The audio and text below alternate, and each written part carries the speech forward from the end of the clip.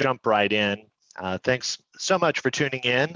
We really love having this weekly session. So if this is your first mini masterclass, keep in mind, we do have different topics every Wednesday at the same time. They're always free, and hopefully, something kind of on topic A one week, we jump to topic B next week, and try to keep it interesting. I think one of the things that we also really like, and I know speaking a bit for Samantha here as a fellow instructor, if you do have particular topics, things you're struggling with, you got just general questions, whatever it may be, feel free to ping us, add it into the chat area. Let us know what you'd like to learn more about. So we obviously are more than happy to take those suggestions and turn those into future sessions. So cool. I think with that, we'll go ahead and kick off this morning. As you can see here on our fancy little intro slide, we're going to be talking generally, I guess, about our custom control app. We do have sessions particular to that app. You can check it out on the Allen and Heath website. It's essentially the tool that we would use to create custom interfaces for the AHM64 matrix or the Avantis or DLive.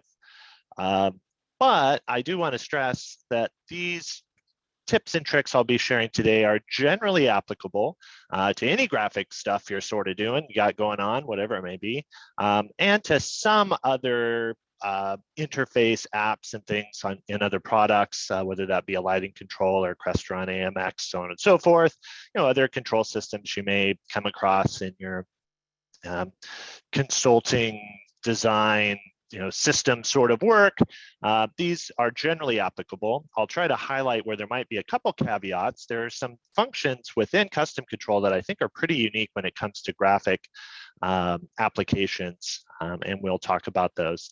One other thing just to keep in mind here, I'm assuming that kind of coming from the standpoint of assuming you have pretty much no graphic understanding. So if you're just an awesome graphic artist and you deal with graphics day in and day out, apologize for a couple of things that'll be super basic for you. But I think even in that case, hopefully some of these concepts and how we'll look at them, particularly relating them back to audio mixing, which I'm assuming most of you have much better familiarity with, how some of these concepts I think are very much paralleled in the audio mixing world. So let's kick right in with all of that being said.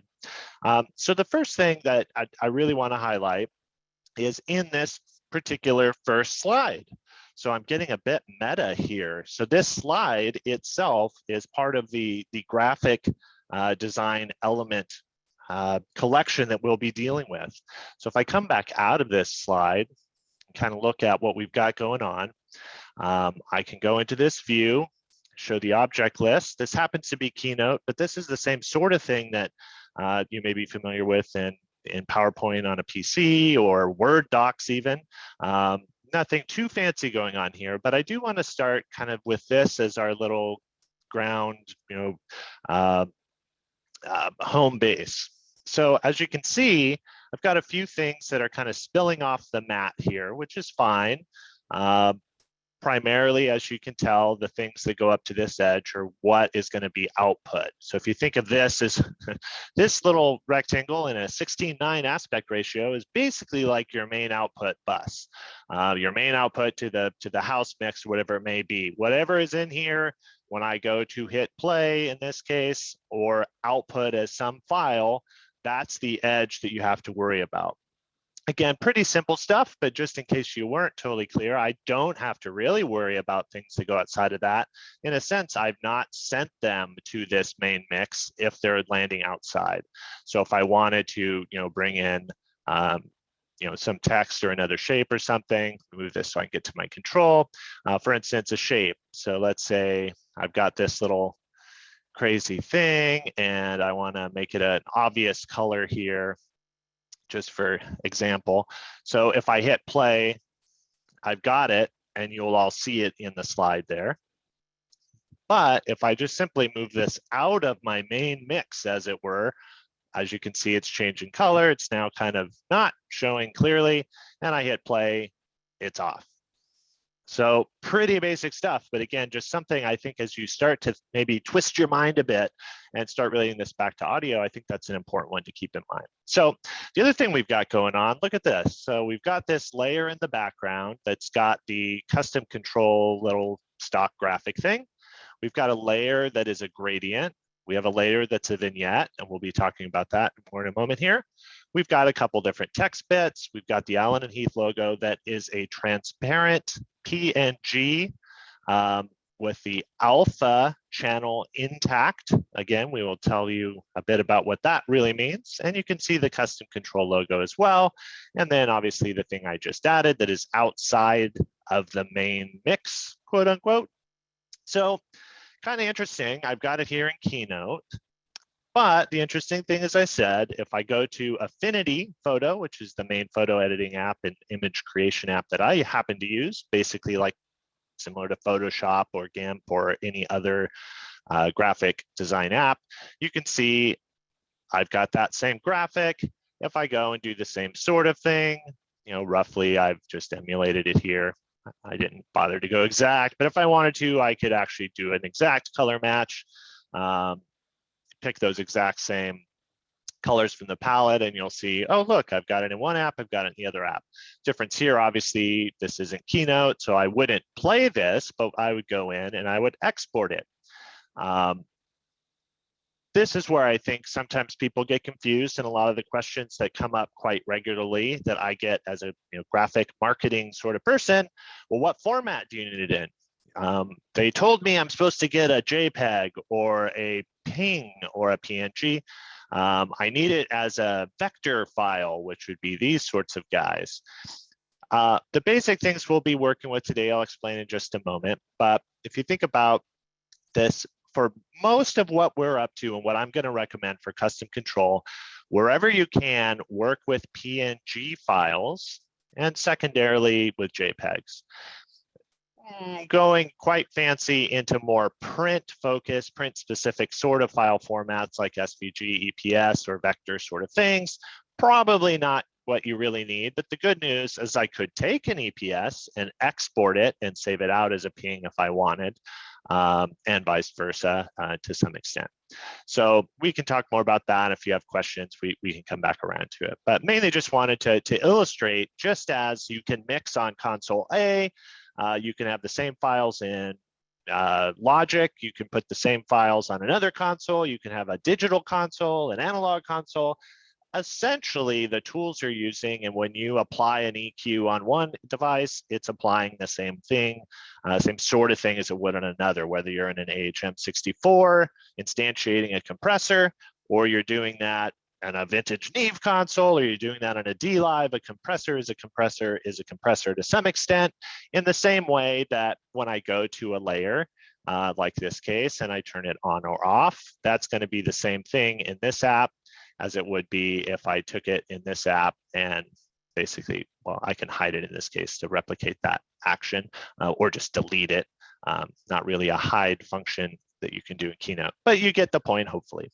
So one other thing that I think might be fun to do, and just to show you how this all ties back to custom control and to what most of us would be up to in creating interfaces, I can take the custom control editor and have a blank little area and do very much the same thing.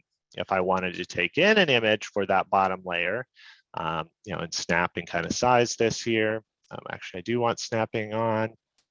So if I took this, there I've got a little background, and then I said, oh, put this little guy back there, just as I had in Affinity. Now I have essentially what, in this case, it just is my layer. I only have one layer, but the moment I take in another graphic and lay that over, now I have that same concept of layers that we saw in Keynote. I can't see the thing behind it unless what I'm putting behind it has some transparency. So I'll also talk through in just a moment here what I mean by transparency and the nifty things you can do with that, and how you can make these if you don't already have them to bring those in. I think this is gets pretty hip, and the sort of things you can do start to get pretty interesting when you can layer over. Now this, again, if you think about the kind of your mix output, if I go to see what this would look like out in the world, what pieces are being output, what isn't being output, so on and so forth, can get interesting. So hopping back really quickly just to recap what I noted and to fill in a little bit more. If as I mentioned with transparencies, sometimes these are also referred to by graphic artists as the alpha channel. So that just basically means there's something in the code of that file to be able to handle these sort of transparent little bits. As you can see, the difference between something with a transparency on the left and something without it on the right. Obviously, this looks much hipper versus a big square in the middle of your graphic here. So as I noted, this could be a couple different files as long as there's some alpha element or transparent element. When you convert it to a PNG or a PNG, just make sure you leave that transparency. There's usually an option on your export, leave it intact. And that will pass over the data that's necessary to know how to knock it back and how far to knock it back. In this case, it's essentially sending the equivalent of, well, without getting too far into the weeds, it's kind of sending black actually, but that'll show up as a transparency. What's interesting though is you can kind of see some in-betweeners here, and this whole layer that I have of the vignette back here and of the graphic overlays, the gradient as you saw in custom control, isn't all the way transparent. It might be some gradient of transparency, some number between 0 and 100. And I'll get into that in a moment, how you can use that and do hip stuff with it. Keep in mind, JPEG is fine if that's what you're starting with and you want to have some transparency, but you'll have to hop into some graphic app and basically select the bits that you want to make transparent. Sometimes that can be a bit tedious. There are apps that'll kind of do a bit of an automatic magic removal, not always perfect, but you can go in and then basically shoot that back out as a ping and turn something like this into something like that. Again, there are free apps out there. I don't have time necessarily to dig too much into a ton of them, but there's a lot of options. As Samantha says, you can do some of this in built-in apps on the Mac side, like Preview. I love Affinity, and particularly that it doesn't have a monthly recurring fee now like Photoshop does. But basically, these all would have the sort of capabilities you'd need. I was actually kind of pleasantly surprised. There are some decent iOS apps that you can also do this at some level to be able to create these transparent files and kick them out as a PNG. So anyways, transparency, we can talk more about that, and I will show you more of that in just a moment. I think getting to the point that I said about how you might relate this back to audio, maybe think about these little bits as all I need is the snare crack. I don't need the entire 2 minutes of the track of the snare. I just want that one sample of the snare. Yeah, as Les says, Pixelmator Pro, yeah, is awesome. I was on Pixelmator for a long time before I switched to Affinity. I certainly would second that, Les. Yeah, so kick that back out.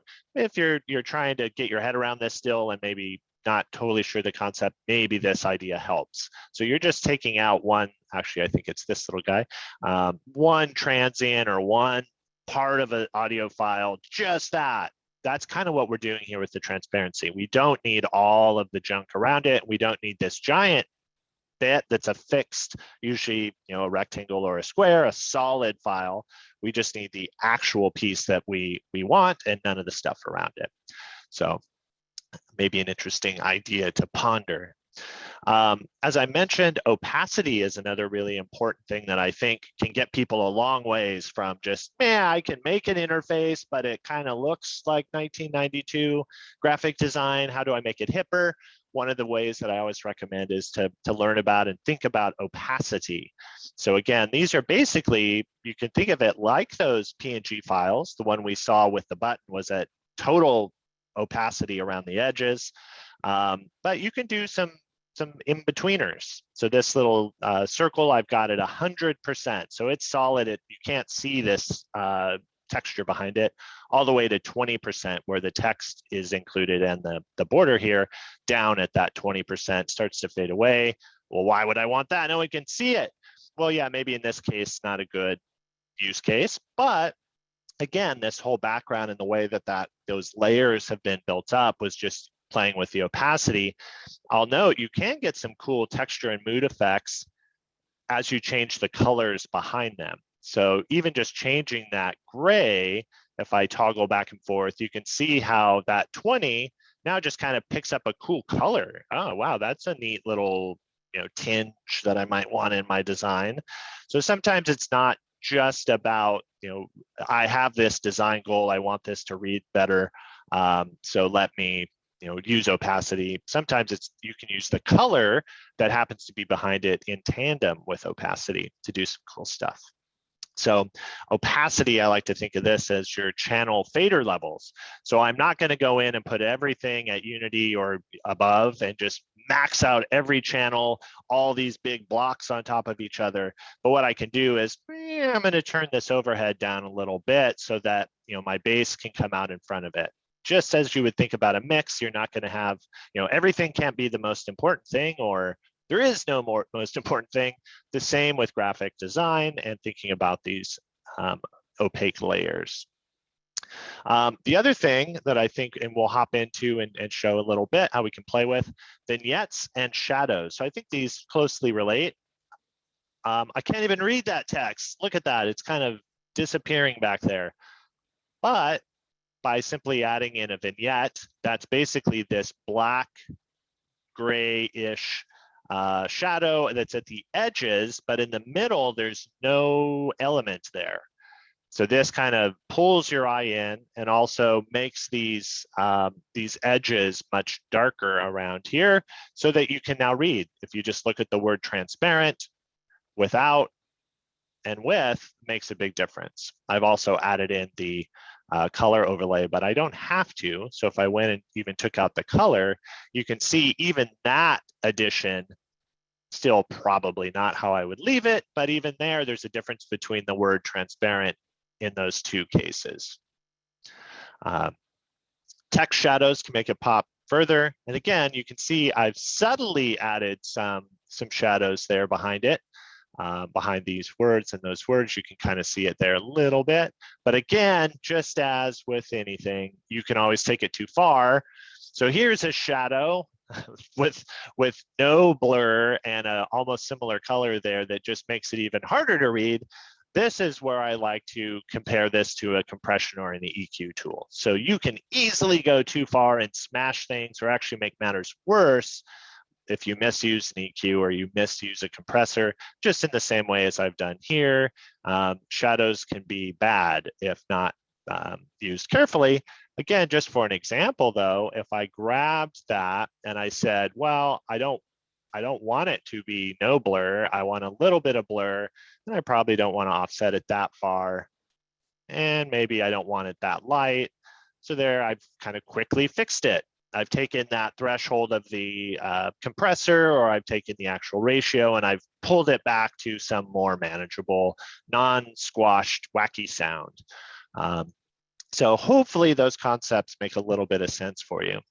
I do want to hop over to custom control and put a few more of these elements into play. So really quickly, I think the other thing that I've seen a lot of folks do and have some really good results is kind of start thinking of these interfaces. And let's just assume this is going to go on an iPad, let's say at a church.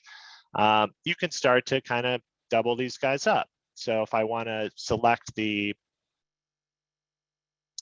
gradient here that I've got, now I've got a double gradient. So this is even more thrown to the back in the image. So that might be a good place that I can start to put in some controls. And just to kind of pull a few of these concepts together, if I have two giant knobs, remember that if I just grab it in the app, it comes with a little set. There's some knobs I can use.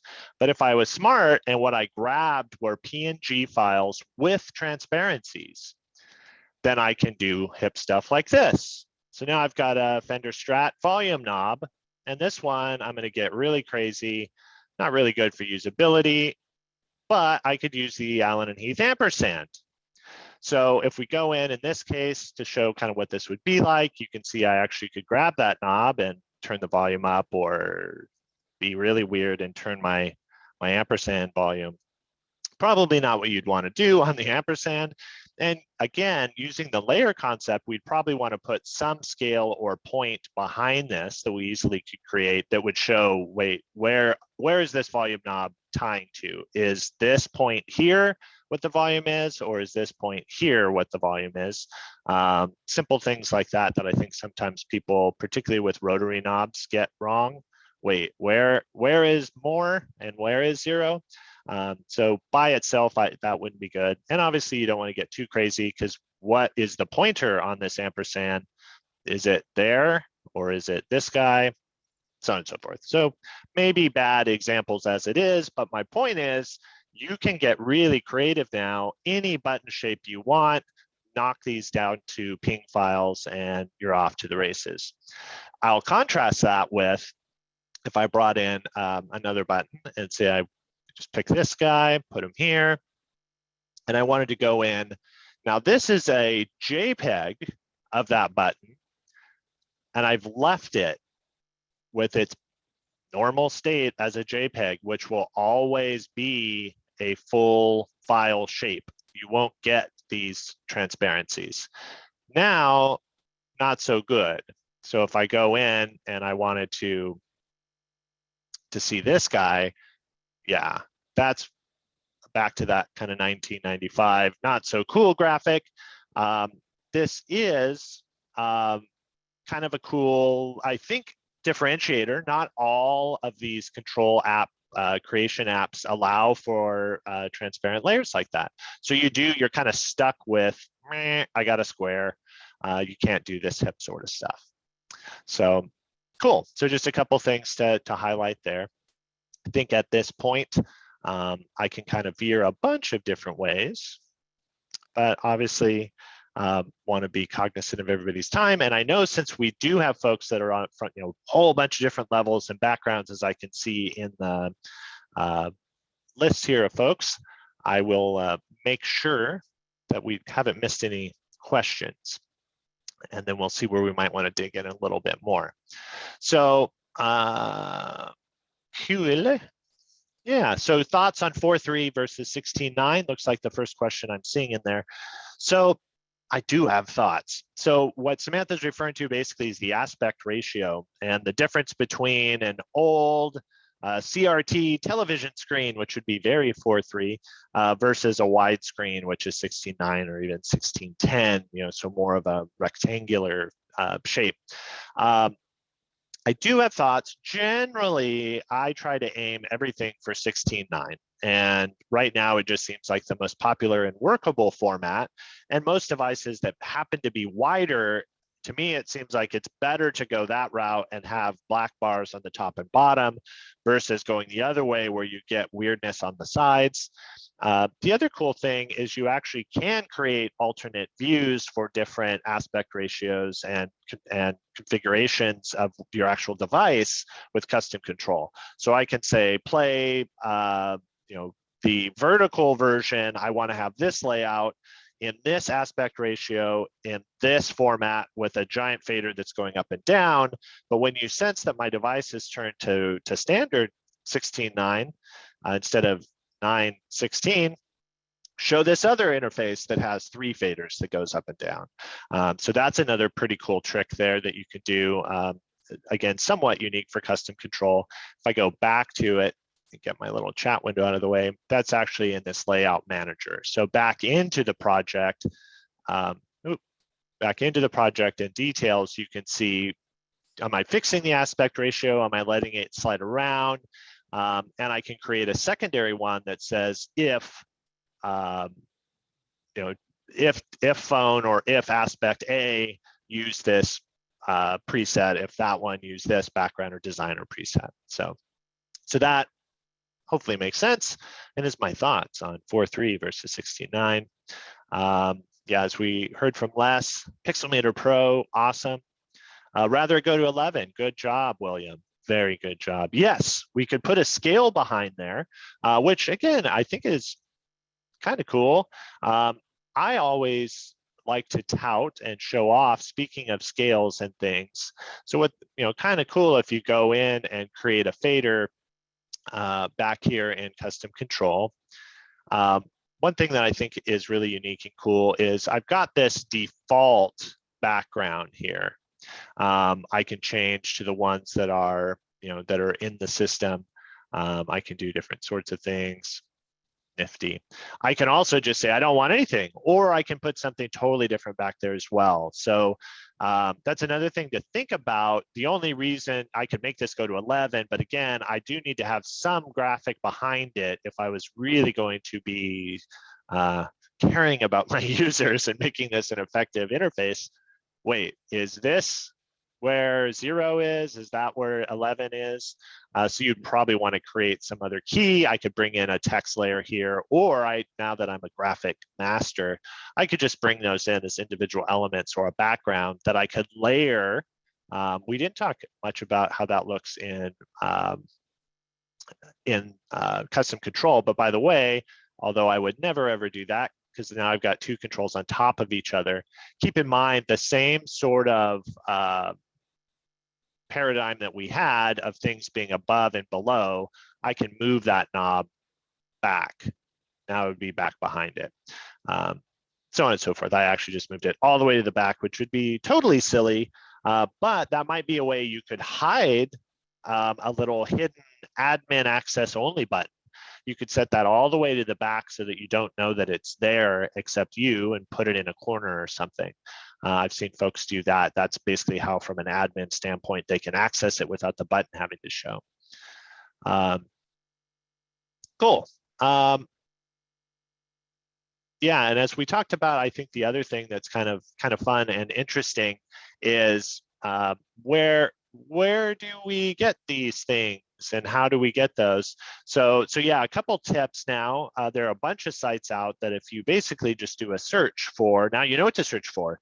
You're going to search for audio knob, audio button, audio fader, PNG, or PNG transparent. At that point, there's actually lots of collections. There's kind of stock sites out that you can get and just kind of grab free ones.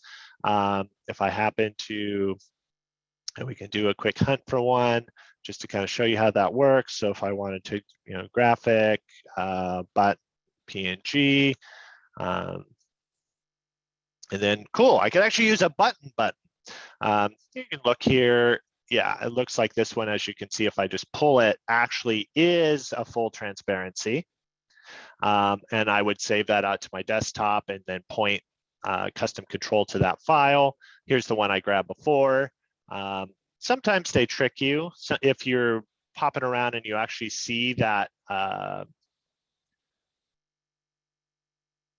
this sort of patchwork behind it, or actually better, I can do this sort of patchwork behind it in the file, that means you've been duped. You've got a PNG that actually they just wanted to represent that it's transparent, but the one you're getting might be a PNG with that layer basically turned into a graphic layer. So if you ever see that in the file, that's not one. So anyways, it will show up as a full square. So just something to keep in mind. But the cool thing, and I think that's where a lot of people, as you're trying to build your own stuff, if you're not a total graphics wizard where you would create something like that on your own, then yeah, just kind of can do a search for them again. That would be a bad one. See the difference? So that guy, you can see, actually is a square. If I bring that in, I've got that. I don't want that. If I'm in a graphic, me to push that. If I'm in a graphic, many windows, there we go. Editing app, I obviously could go in and select these and turn those into a transparent area.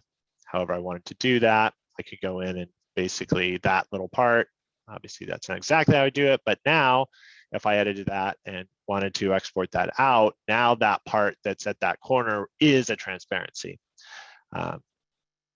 So it is possible, but if you don't want to do all that work, there's cool buttons available. So yeah, Les has been tricked. So it is, you know, you've got to watch for phishing emails.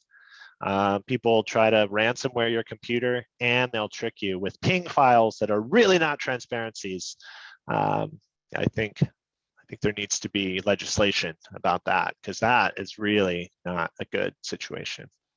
But anyways, that's pretty cool. And you know, I think the fun thing, and I've done this a couple of times, just trying to task yourself, get creative in here, and think about back to the UI UX kind of design principles. Sometimes it's cool, just like, what am I trying to do? I want someone to be able to easily, you know, grab a fader and move the fader up and down. How might I help draw their eye to the thing they're supposed to be interacting with? As you can see, this might be a good way to start doing that. You could use these gradients to kind of start leading the eye from something dark to something light. You could layer these over to obscure a background so that you're not just like a stark white design.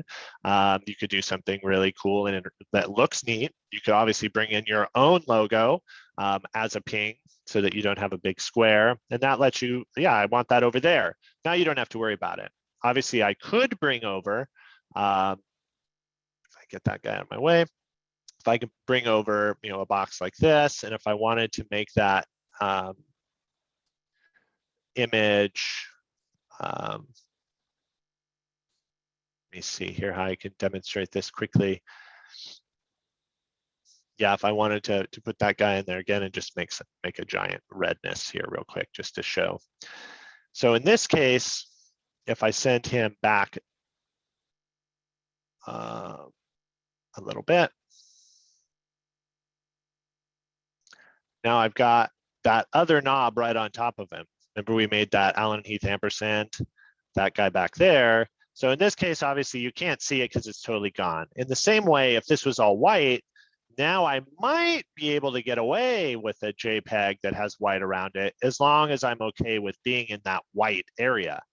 You know, so in this case, if I, you know, for whatever reason wanted to obscure the fact that this ampersand had white all around it and I'm on something white, it would be this sort of effect. So you can, if there's just no way you can get it as a ping, if you're okay with having white behind this, it's not such a big deal.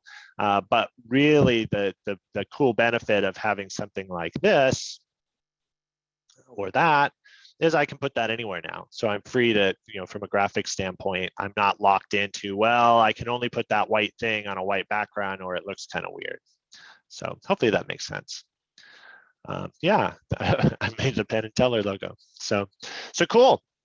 Any other little questions, thoughts, things you'd like to go over real quick before we wrap it up for today?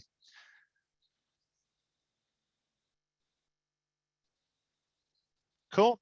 Looks like everybody is going to run and do some DuckDuckGo or Google searches and grab all of the best buttons now. Cool. I would take a picture of where the app is running as a background. The venue. Yeah, exactly. Yeah, so in this case, I just happen to use this stock image, but you could actually get kind of funny with that. If you stood from the position where this interface will be situated, you could kind of represent even the stage. So, you know, say it's a church setting, you take a picture of the sanctuary stage, it's got the drum set on it, you could put a big volume knob where the drum set sits, you know, so yeah, I've seen that, you know, there are a couple actually digital mixer sort of things that do that, that'll represent a view that's just like the most baby simple thing. Here's a picture literally of a drum set that you can turn. Yeah, you could easily create that in custom control, take that image and put that in the back layer instead of what I have here, and just put the buttons as transparencies over those things. You could have a really snazzy, obvious control for that sort of operator. And yeah, as we said before, and then maybe that device turns this way, and in that view, you've got the power user control interface. So yeah, that's pretty cool, Wes. Or no, it was William.